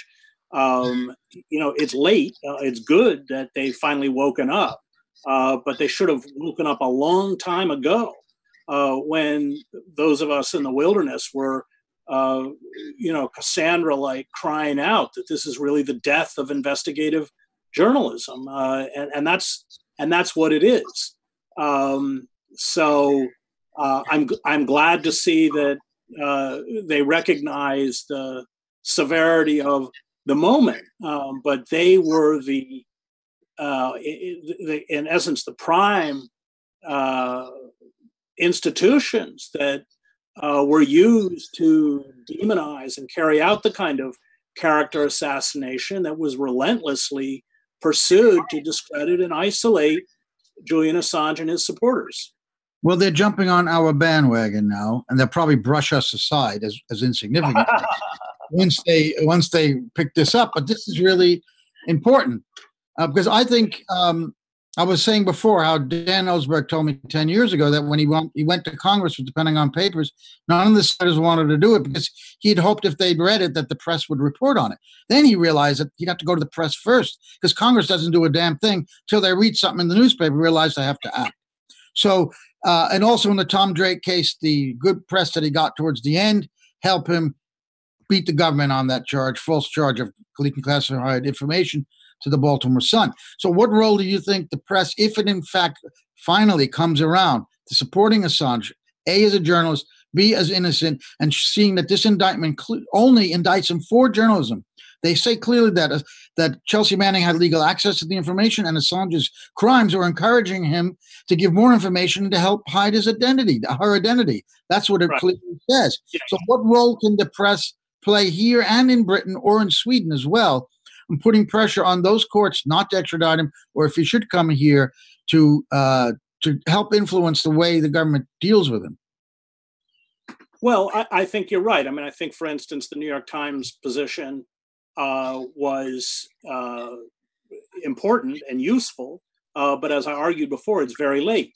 And the Times in particular was one of the journalistic institutions that was used quite effectively to isolate and demonize Assange when those of us who were raising these kinds of issues and issuing these kinds of warnings were being pushed aside. So let's never forget that these institutions are complicit in the state of affairs in which we're in. The other thing that worries me is that the drive to lynch Julian Assange and WikiLeaks is bipartisan. Both the Democratic and the Republican Party establishment are determined to get WikiLeaks. Unlike with the Pentagon Papers, there is not a significant bloc within the Democratic Party. As a matter of fact, I don't even know of any major Democratic elected official who's willing to support Julian Assange. And that's an important difference. And the press is very anemic. The press is very weak. The press has been complicit in bringing us to this moment. It is important, you're right, that they have finally decided to recognize what's at stake here. But our democratic institutions are, anemic or dead, and it's very clear, both within the hierarchy of the Democratic Party and the hierarchy of the Trump administration, that they don't really give a damn what the press says. They're going to try and go ahead for this. So, I mean, for me, I'm going to go to London for the hearing on the 12th and do a bunch of shows, with various people, including George Galloway. Is he on there? I'm trying to get him on my show to raise the issue. And I don't know the British judiciary. I just hope that it has a degree of independence that the American judiciary does not, and can defend the rule of law, which would mean that and Julian, who is not committed a crime, is allowed to go home to Australia. That would be a great day. Does anyone have something to ask Chris? Elizabeth, Margaret. Yeah, I was going to ask, why do you think it is that it's just taken this long for the press to realize that they're next after Assange is potentially punished or prosecuted in this way? Because they refused to acknowledge or accept that there were a series of other indictments that have now been made public under the Espionage Act. And the out that they were offered and that they took was first, of course, you saw with Alex Gibney's film, which was just agitprop for the security and surveillance state, that he was hiding out from prosecutors, Swedish prosecutors, and that's the only reason he was in there. And then the next fallacy was that the United States only wanted to extradite him for the charge of trying to hack into government computers. I mean, anyone who believed that has zero understanding of how angered the deep state was by the revelations that probably the most important journalistic revelations in decades, certainly since the Pentagon Papers, how deeply embarrassed and angered the deep state was and how determined that they were to get Julian. So it's very hard to deny. I mean, it's in black and white now.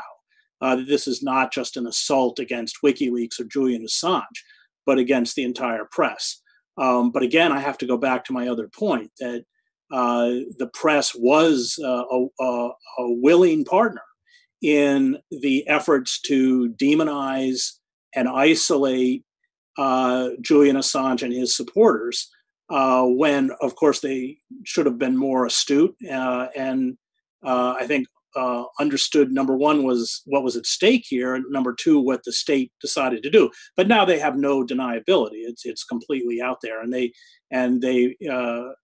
anyone who reads it understands that noose is not just for Julian and WikiLeaks; it's for anybody who attempts at this point to publish material and information or release documents that the state wants to keep secret. Yeah, and as a follow-up question to that statement, do you believe that if Assange is prosecuted under these charges, will the New York Times, the Guardian, Der Spiegel, and other outlets that partnered with WikiLeaks to publish the 2010, Cablegate releases and other releases that WikiLeaks published, will they also be prosecuted? Because it really seems like they would be open to that under these charges. Well, but this now there isn't a legal precedence. I mean, this creates the legal precedence to prosecute them. That's the whole point. And the animosity that the Trump administration, figures like Mike Pompeo, John Bolton, Trump himself have towards the press is quite public and quite open. And they will use anything they can get their hands on. So I have little to doubt that once this judicial precedence is set, if it is set, I hope it isn't, it will not in any way end with Julian Assange or WikiLeaks. Chris, George. Following up on what Joe was saying about there's been a bit of a sea change in the last 24 hours in the way the media are covering Julian Assange, do you think that this will be consistent, or do you think they're going to go back to the smearing exercise of Julian Assange? Because today I came across an article that the New York Times ran on April the 11th, the very day that Julian was dragged out of the Ecuadorian embassy, an article that was actually saying, well, we still got to really answer this question about Julian Assange's connections with the Russian government and whether he was a Russian agent. So they were saying this after, just a few hours after he was dragged out of the Ecuadorian embassy, that where we still need to answer these questions about his links to the Russian government. So do you think that the New York Times is going to go back to that, the whole Putin, Assange, Trump issue, or are they going to be consistently now fighting on the behalf of Assange and the First Amendment? No, I think what they'll do, which will be quite crippling, is that they will hold fast to the character assassination which they engaged in. So, as we heard earlier, they will say, well, yes, this is an assault on First Amendment rights, but Julian Assange is an odious tool of Vladimir Putin, which, of course, weakens their case. But I think that's the game they'll play. They will continue to demonize Julian and then say, but this is dangerous for all of us. And it is that demonization, isolation of Julian and WikiLeaks, which has made it so hard for all of us who have been fighting this battle, and to go forward and continue to paint him as an unpleasant or a person without integrity, or a tool of the foreign government, and then say, but is to weaken their own hand. That's what I think is going to happen. Chris, in the larger issue of the decline, if not demise, of democracy in the U.S., what role does this indictment play? To me, there's a pretense of democracy. And when you put out an indictment like this, you're no longer pretending anymore that we don't have a democracy. No, that's exactly. They're not pretending. I mean, the Trump administration has stopped pretending that it cares about the rule of law a long time ago. Whether that's Barr and other figures holding Congress in contempt, whether that's the open efforts to obstruct justice, whether that's the interference in the court system. This is just a piece of the entire apparatus that is dismantling what's left of the rule of law in the United States. An important piece, but just a piece. Because the Obama administration, of course, did not go this far. They wanted to indict him. They paneled the first grand jury. They came right to the edge and they realized, well, this would criminalize journalism, and we weren't going to get away with this. But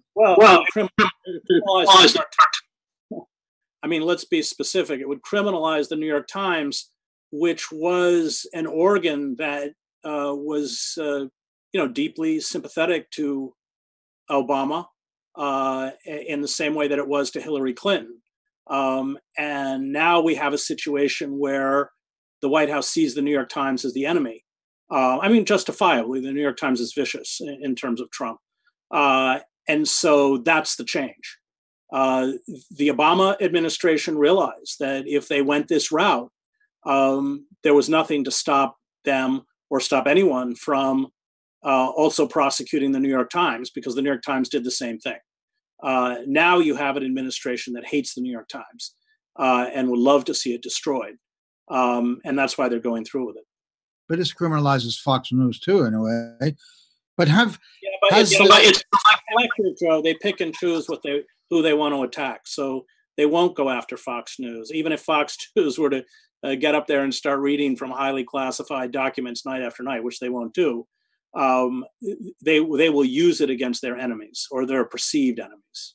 But does this indictment go too far in creating the backlash against Trump's assault on democracy that will actually win over a good part of the media first and then the public? This may have been a huge mistake on the part of the Trump administration, this indictment. No, I don't think so. Because name me one Democratic official that's willing to stand up for Julian. Well, Tulsi Gabbard and Bernie Sanders have both come out with tweets today saying that they decry this indictment. Those are two. I know we want to hear Pelosi and Schumer and those say it, but maybe they will. Yeah. Maybe they will. Maybe because they watched Rachel Maddow. The Democratic pretty much the Clinton-dominated apparatus is as intent on going after Assange as the right wing. And I didn't see those tweets, but you will have a few figures perhaps on the periphery, but the people who hold the reins of power, like Pelosi, aren't. I mean, I hope I'm wrong. I think they blame. I know the Clinton campaign blames WikiLeaks in large part because of the release of the Podesta emails for the loss of the elections. So I think they're pretty intent on vengeance. Oh, that's probably true. Margaret? Well, I agree with that assessment. And no, Schumer, Pelosi, that whole crew, the Democratic establishment, I don't believe they would ever speak up for Assange. I think this handful that we've seen, Ron Wyden, Tulsi Gabbard, Bernie Sanders, lame defense, I think that we may get a few more, but I think that will be it. If they defend Assange too much, then they have to backtrack on all the other things they've said about him, about, even Mueller's report, which debunks the collusion, still maintains that WikiLeaks was working with the Russians to undermine the election. And Democrats are still running on that instead of the things they ought to be running on. So I don't think we'll get more than a handful of people, and even the Rachel Maddows of the world, it'll still be the backhanded defense. Well, we think he's terrible, but, we believe in the First Amendment, so we'll hold our nose and support him in this case. I think that's about all we're going to get. And even when they do that, I believe in calling people out. And even though we need, as I was saying before, someone like Rachel Maddow can be helpful to Julian, I think the rest of us should point out how duplicitous they've been and point out the various kinds of corruption that have taken place in the corporate media and their relationship with the state or their relationship with the Democratic Party or Hillary Clinton. We should not, those of us who from the beginning have been clear about where we stand and the importance of defending Julian Assange and now Chelsea Manning, we should not allow these people for this brief moment to give even a tiny bit of defense without us pointing out where they've stood all along. Well, I think yes, George. There's also the aspect of it that the government is going after WikiLeaks. They're not going after the New York Times. They're not going after the Guardian. They're not going after the Washington Post. And they're going after WikiLeaks for a very good reason, because it's WikiLeaks that has blazed the trail. It's WikiLeaks that has provided this huge, massive information. Everybody else, the New York Times, the mainstream media, they've basically followed the lead of WikiLeaks. So what do? You take out the leader. Once you take out WikiLeaks, well, that's pretty much the end for whistleblowers. I mean, that's pretty much the end for revelations of classified information, because who's going to dare to do this if they're facing 170 years behind bars? So there's no need to go after the New York Times. So in a sense, like the government is right to say to the New York Times, you're not really in any danger. We're not going after you. We're going after WikiLeaks, because WikiLeaks is the problem. They're the ones who have provided all this classified information to the public. If we take them out, we take out the whistleblowers, and basically then there'll be no more news. And the New York Times can go back to, writing whatever trivia that he wants to write about. So, the government can focus very narrowly on WikiLeaks without necessarily threatening the New York Times. Let me put me in the uncomfortable position of defending the New York Times, where I worked for 15 years. And I could spend the next hour giving you a pretty savage critique of it. However, there have been leaks within the deep state that have embarrassed and angered the Trump administration. And I don't think they would stop. I mean, you're right that this is a way to intimidate the Times. And the question is, would that intimidation then be so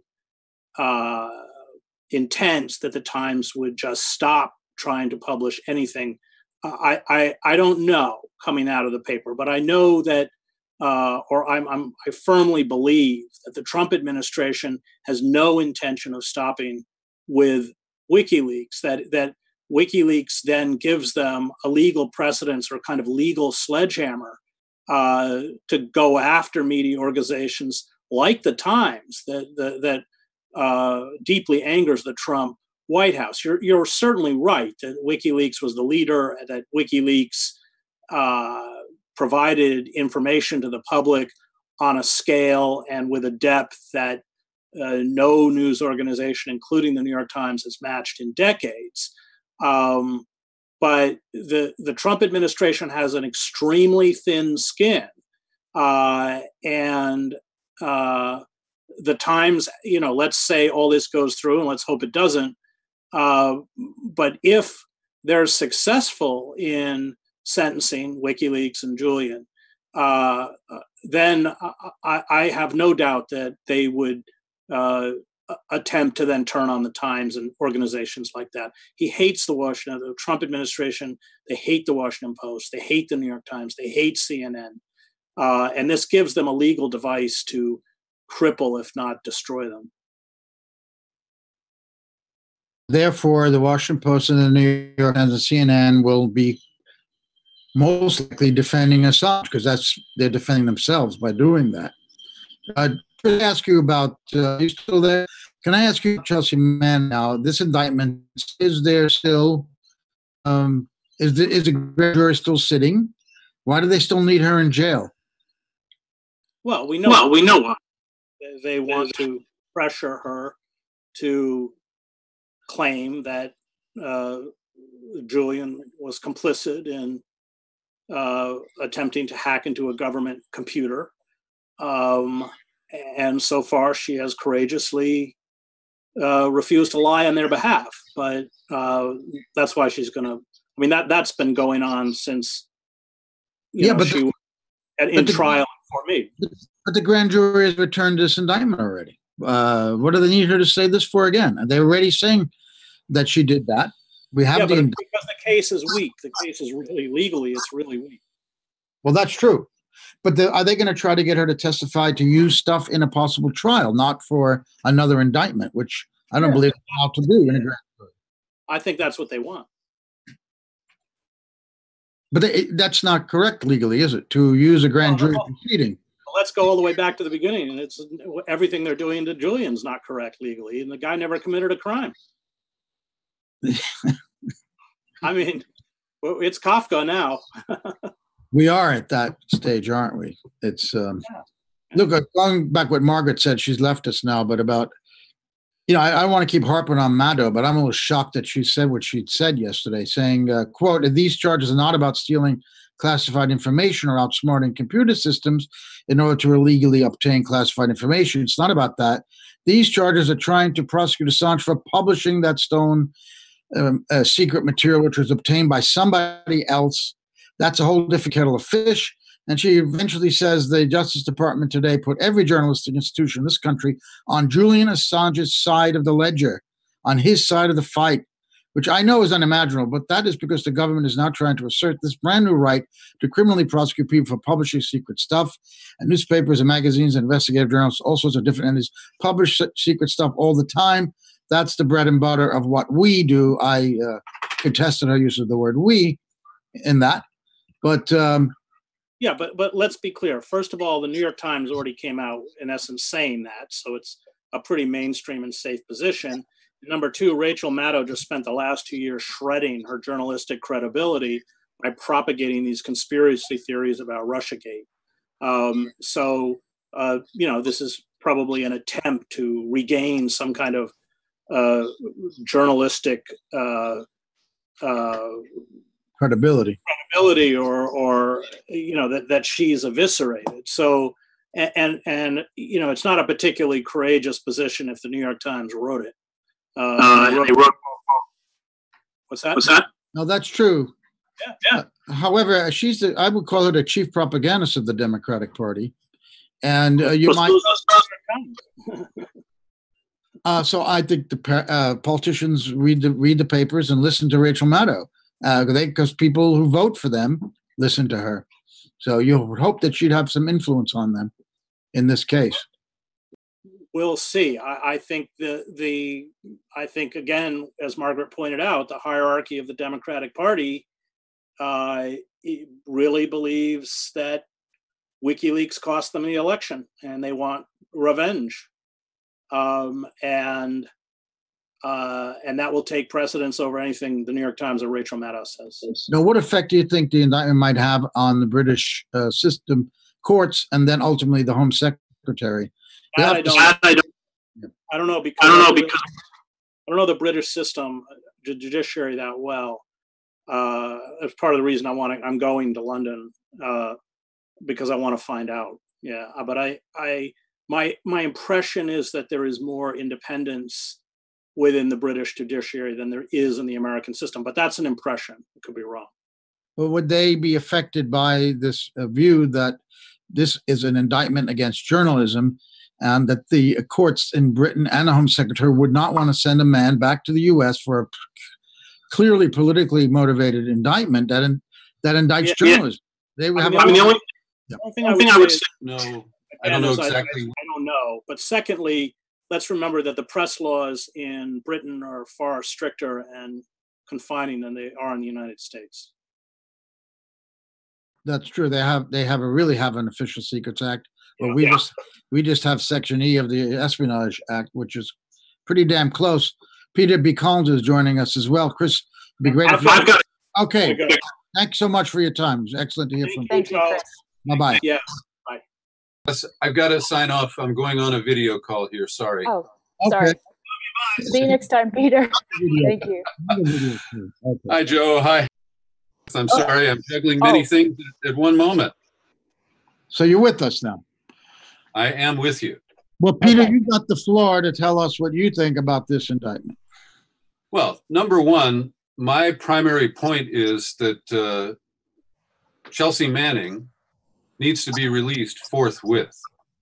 The issues of the Espionage Act, there's a whole lot to discuss, but fundamentally, there is no visible purpose to keeping her locked up behind these phony contempt charges. And so that's my first comment.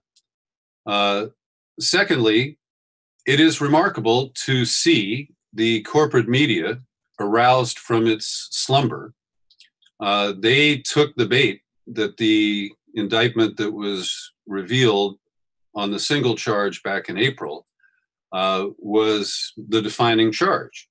And many people on this video vigil and other smart people, I'll credit Kevin Gostola, saw through it immediately, that the elements of the Espionage Act were included in that single charge.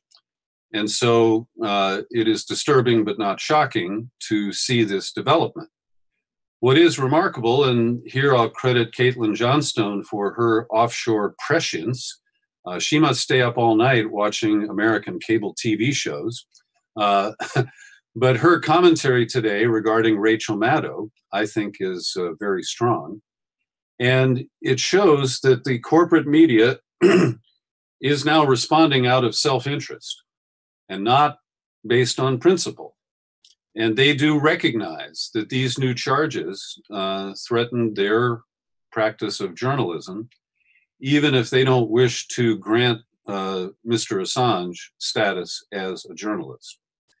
And so, I think that overall, that is a positive development, because seeing them go soft on Assange, go soft on the cause of press freedom, on the right to protect confidential sources, has been quite alarming. And I'll just add one more point that's kind of provincial. Here in San Francisco, we have a controversy that surfaced 2 weeks ago today, when the cops raided the home of a freelance journalist. They were trying to track down a leak in their own department of a sensitive document related to the death of our public defender.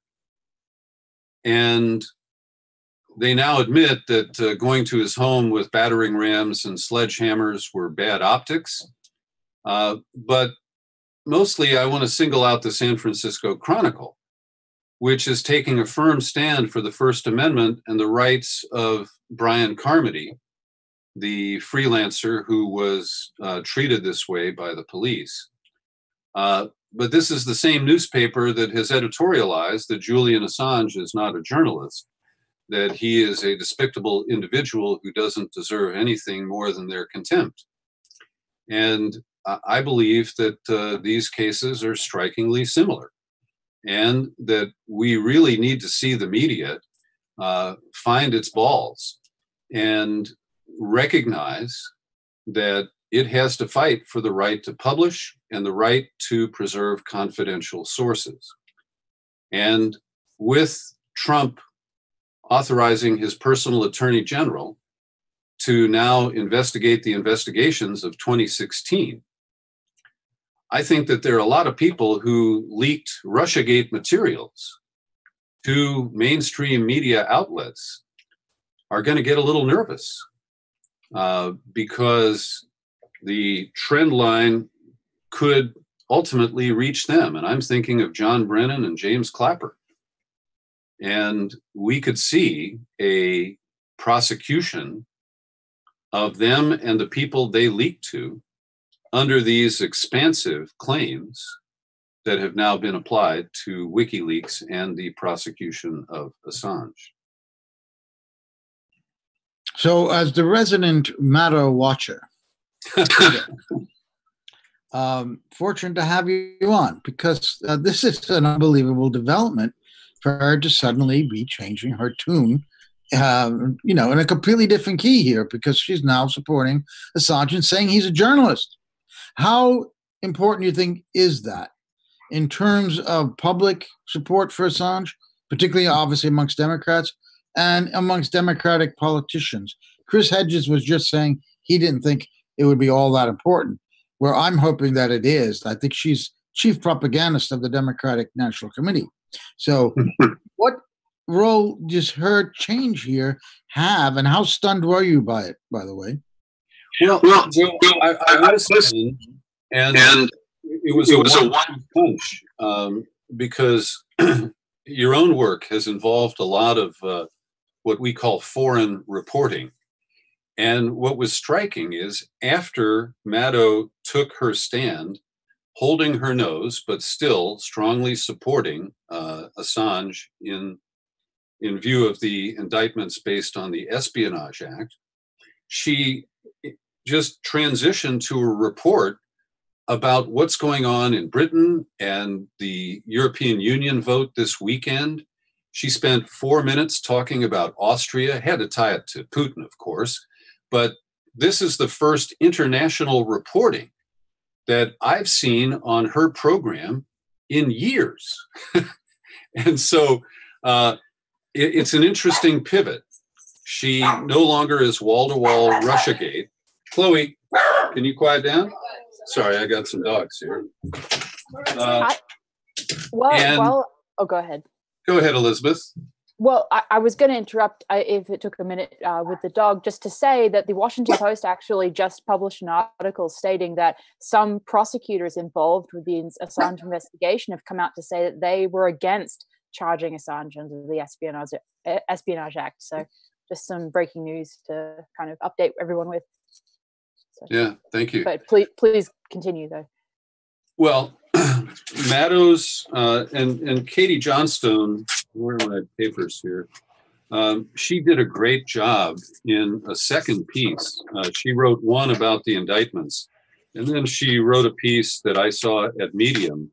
And, she describes herself as gobsmacked. Her headline is "Professional Assange Smearers Finally Realize His Fate is Tied to Theirs." And so, Joe, to your question, I guess I differ with Mr. Hedges just a little bit, with no lack of respect. But I think that there is a kind of trend here where the corporate media is finally recognizing that they are directly at risk. And it is that self-interest which is driving their belated embrace of principle. And perhaps their lawyers had a word with the editors and said, you know, they're indicting Assange for what we do all the time. And while what I described may seem far-fetched about, John Brennan and Jimmy Clapper facing some sort of ultimate prosecution for likely being the source of leaks related to Russiagate, we don't know where this ends. And Trump, in one sense, is starting a backfire. In wildfires, you sometimes dig a ditch and try to burn it out, so when the fire gets there, it's got no fuel to continue with. And, Trump is facing the effort by the Democrats to hold him to account through lawsuits, but short of impeachment. He seems to really want impeachment. He thinks that will be a badge of honor that will work to his benefit in the 2020 elections. I think that's an open question. It is certainly a possible scenario. But I do think that the corporate media recognizes that it's got to man the barricades and really stand up and fight. So again, they're going to be squishy about Assange because they have many ways of wiggling out of direct support for him and his rights.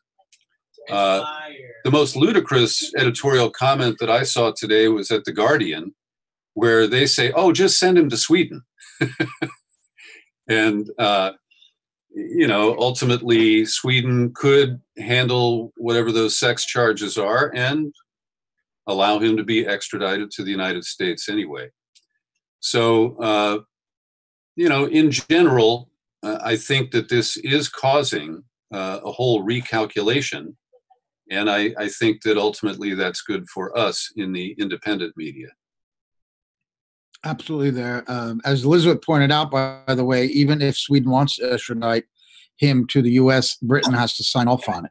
So they can't completely wash their hands of this effect. But Peter, to me, this indictment went right. The Obama administration went right to the edge and would not do it because they knew it would criminalize journalism, much as they wanted to stop Assange. Trump has gone over the line. This has pulled down, I think, maybe one of the last pretenses of democracy that we have. They don't arresting him and now indicting him on these charges, which essentially are charges of doing journalism. The indictment really does say that a man had legal access to this material, and the language actually says that Assange was trying to help hide her identity so that investigators couldn't find out who did it. So they're admitting that he was practicing journalism. Where do you see this in terms of creating the backlash for the last hope we might have to try to restore a sense of democracy and a free press here, to stand up against this indictment, that if it hadn't happened, we could lull ourselves end of our freedoms. Now there's this a demarcation that is so strong historically that now this incredible Washington Post was just saying, the meeting here, that these prosecutors did not want Assange to be charged under the Espionage Act. And not only did they not want that, they've leaked it to the Washington Post. They want the world to know that. This is unbelievable events here. How does this figure in, Peter, in your ideas of where our democracy stands, this indictment? Well, Joe, it's difficult. There's so much around partisan activities. So, for example, to get back to zero, in terms of trying to have a fundamental, democracy sometimes seems to be a stretch for what the American system represents today. But in order to recover, we have to unravel so much. And the Democrats are still committed to the false reporting in the Mueller report of the sweeping effort by Russia to meddle in our elections. And they're not going to give that up. And Trump equally, as you know, I'm a skeptic of the whole package. And Mueller didn't talk to Julian Assange. He didn't talk to Bill Binney. He left many threads, including the financial threads, untouched. And the biggest one to me was the operation in Britain with Stephen Halper and the trap that may have been set for George Papadopoulos. And so we have these fairly compelling, parallel but contradictory narratives. And we have so many people brainwashed to believe their version of these events that I'm not sure that we can really recover from this short term. Yeah, I could just jump in. I agree with what Peter is saying, because if you read the comments to that New York Times editorial, that wishy-washy New York Times editorial that kind of said, terrible person Julian Assange is, but, there's, First Amendment issues involved. If you read those comments, they are all extremely hostile to Julian Assange. It's pretty much saying, yeah, he's getting what he deserves. He's a Russian agent. He was basically used by the Russians to destroy Hillary Clinton, to put Trump into power. That's the thrust of those comments to that editorial.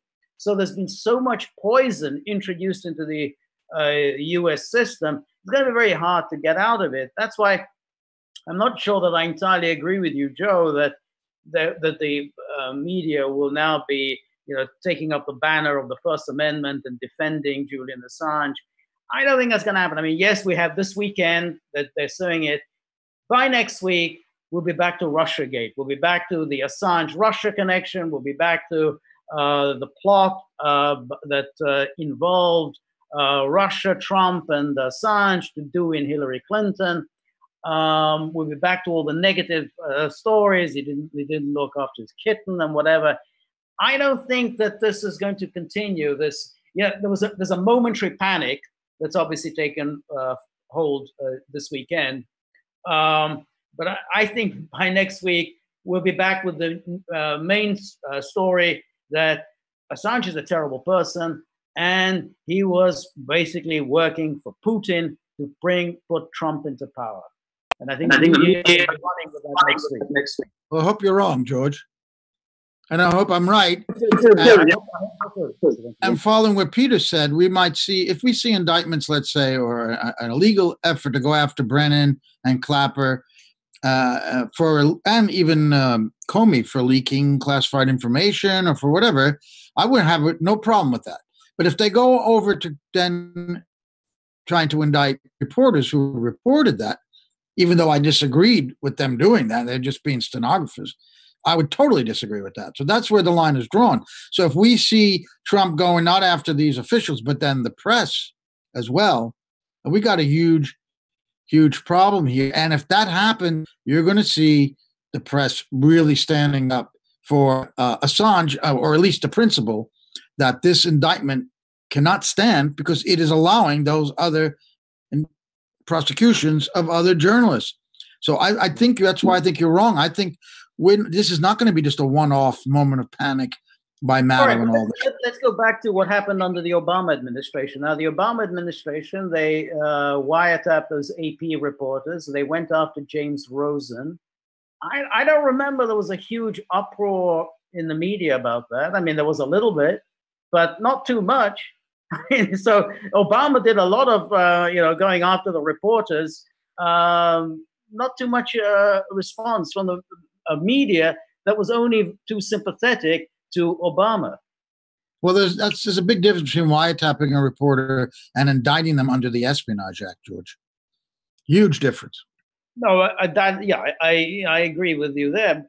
But you know, this is something we talked about before.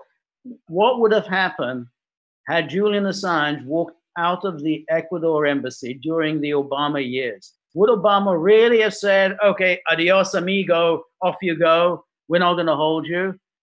I don't think so. I think they would have rushed an indictment out, and they would have done the same thing. They would have immediately pressured the British to hold him pending further charges. I don't think they would have just let him walk out. Well, it's an excellent question that we'll never have the answer to, unfortunately. Well, I'd like to add here that James Risen at The Intercept today apparently has ended his slumber and kind of the stupor of Russiagate, because he has a very strong piece in support of freedom of the press and the right to protect confidential sources. And I do acknowledge that he stood his ground in the Jeffrey Sterling case and refused to testify. But his embrace of the Russiagate narrative and vilification of Assange in the interim is, well, it's malodorous and still present. Let me tell you something. I worked a quarter of a century in corporate media, and the herd instinct is so strong there. They're copycats. They're all going to jump on now here. Rachel maybe opened the way. So now Risen is coming on board. But they also see their own self-interest. That's what this is about. They see their own butts are on the line here. And they hate Trump to begin with. And they hate him now more than they hate Assange. And that's good news for the cause of freedom of the press. Well, I want to make one comment related to the herd, Joe, because yesterday, John Philip Walker Lind was released from the federal prison in Terre Haute. No kidding. And I've interviewed his father. I've interviewed the imam at the mosque where he converted to Islam. I believe I know his story pretty well. And the smears that launched initially in the Washington Post and were continued by other media outlets in advance of his release supported Trump and Senator Shelby and the family of Mike Spann in their effort to rewrite the law and rewrite the events to extend his incarceration. Now, they failed, but the media coverage, with one exception, has been terrible. And the herd has been following the lead of the Post in declaring that, he was a Taliban believer, he's an extremist. And, the fact is that Lind was in the wrong place at the wrong time. He had nothing to do with the death of Mike Spann. He was locked up in the basement of this fortress at the time that the skirmish erupted and that Spann was killed. And there is an op-ed that is in the Times today under the byline of a guy named Ray, W-R-A-Y, who I'm not familiar with. But he did a very good job, John Ray is his name, of bringing out the real facts of the case. Now, that's buried on the op-ed page. The news columns continue to make out Lind to be a dedicated terrorist who is still a threat today. And while I don't